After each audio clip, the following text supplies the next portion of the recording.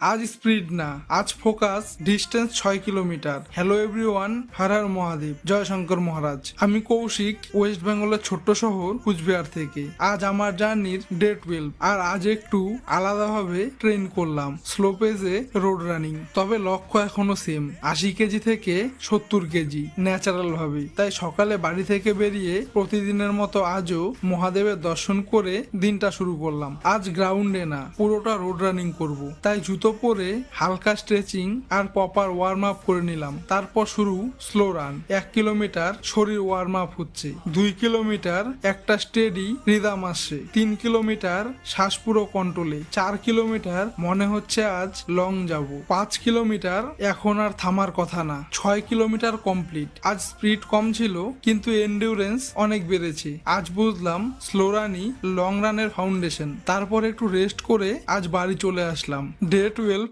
Running complete, slow pace but longer distance. Follow করে রাখো, day 13-এ intensity আরো বাড়বে।